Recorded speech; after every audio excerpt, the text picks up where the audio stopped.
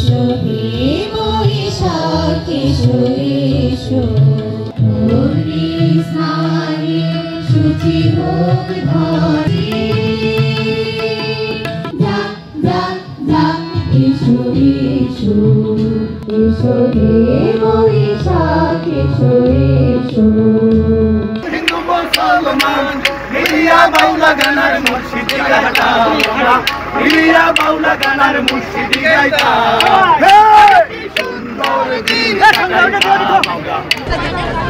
বাংলা নববর্ষ 1432 সালকে বরণ করে নিতে মাদারীপুরে বর্ণাঢ্য আয়োজন করা হয়েছে। জেলা প্রশাসনের পক্ষ থেকে রাখা হয়েছে 7 দিনের বৈশাখী মেলা, যা উদ্বোধনও হয়েছে। ভোরের আলো ফোটার সাথে সাথে বিভিন্ন স্কুলের শিক্ষার্থীরা জড়ো হন এখানে। তারা নানা ধরনের আয়োজন করা হয়েছে যে সাংস্কৃতিক অনুষ্ঠান, সেটি উপভোগ করেন এবং বর্ণাঢ্য শোভাযাত্রা বের করা হয়। সেই শোভাযাত্রা শহরের শকুনি লেকের পার থেকে বিভিন্ন সড়ক প্রদক্ষিণ শেষে একই স্থানে গিয়ে শেষ হয় এবং সেখানে সাংস্কৃতিক অনুষ্ঠানে অংশগ্রহণ করেন বিভিন্ন শিক্ষা প্রতিষ্ঠানের শিক্ষার্থীদের পাশাপাশি জেলা শিল্পকলা একাডেমির শিক্ষার্থীরা। তারা মনজ্ঞ সাংস্কৃতিক অনুষ্ঠানে অংশগ্রহণ করেন। কেউ কবিতা আবৃত্তি করেন, কেউ নৃত্য এবং কেউ দলীয় সঙ্গীতের পাশাপাশি দেশাত্মবোধক গান তারা পরিবেশন করেন। এবং এই ভোরের আলো ফোটার সাথে সাথে যে গ্রামীণের যে ঐতিহ্য, বাঙালির যে হারিয়ে যাওয়া সেই ঐতিহ্য, সেটিকে কিন্তু বিভিন্ন শিক্ষা প্রতিষ্ঠানের শিক্ষার্থীরা ফুটিয়ে তোলেন। সারা বছর যে বিলুপ্তর পথে যে বাংলা সংস্কৃতির বিভিন্ন নিয়মকানুন, সেটিও কিন্তু ফুটিয়ে তোলা হয়। মাদারীপুর শহরের লেকের পারে ভোরের আলো ফোটার সাথে সাথে এক উৎসব পরিণত হয় এক মিলন মেলায়।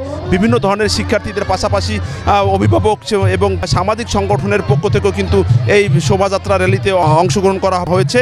আমরা দেখেছি যে শহরের শকুনি লেকের পার এক মিলন মেলায় পরিণত হয়েছে। অর্থাৎ বছরের প্রথম দিনে সূর্য ভোরের আলো ফোটার সাথে সাথে এক উৎসবের আমেজে পরিণত হয়েছে।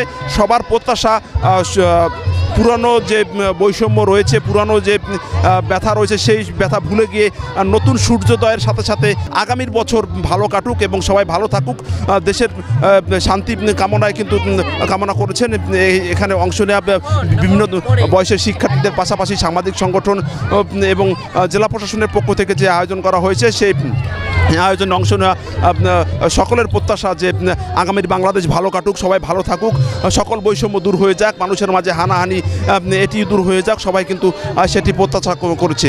আবহমান কাল ধরে বাঙালি জাতি এই দিনটি আমরা এত আনন্দের সঙ্গে পালন করি। সকল জরা জীর্ণতা দূর করে সকলের শান্তি, সম্প্রীতি এবং সুন্দর এবং ভালোবাসার দিন হিসেবে আজকের দিনটাকে আমরা দেখতে চাই। যে বাংলাদেশের জন্য এদেশের মানুষ, এদেশের ছাত্র সমাজ, এদেশের কৃষক শ্রমিক জীবন দিয়েছে, যেটা এখনও আমরা বাস্তবায়ন করতে পারি নাই, সেই দিনটি যেন আমাদের মাঝে আসে। আজকের এই নববর্ষে এটা আমাদের প্রত্যয় হোক যে আমরা একটি দুর্নীতিমুক্ত, সুখী, সমৃদ্ধশালী বাংলাদেশ এবং আমাদের শিশুদের জন্য একটি উন্নত বাংলাদেশ, যে আগামী বিশ্বের উপযোগী বাংলাদেশ গড়ে তুলতে পারি, এই কামনা করি। বাংলাদেশের ঐতিহ্যটি দিনে দিনে হারিয়ে যাচ্ছে। এই ঐতিহ্যকে ধরে রাখার জন্য আমি সম্রাট আকবর সেজেছি এবং আমি চাই প্রত্যেকটি মানুষ এই দেশের ঐতিহ্যকে ধরে রাখুক, নিজের মন প্রাণ দিয়ে চেষ্টা করুক এই দেশের ঐতিহ্যকে ধরে রাখার জন্য। আজকের দিনটা শুভ হোক এবং আজকের দিনে পিছনে যা কিছু গিয়েছে, আজকে যাতে এই দেশে মঙ্গল আসে এবং জাতি যাতে ভালো থাকতে পারে। এবং আমি একজন শিক্ষক হিসাবে চাই যে সারা বাংলাদেশের মানুষ যেন ভালো থাকতে পারে, শুভ হোক। সবাই আনন্দের সঙ্গে সবাই একত্রিত হয়েছি।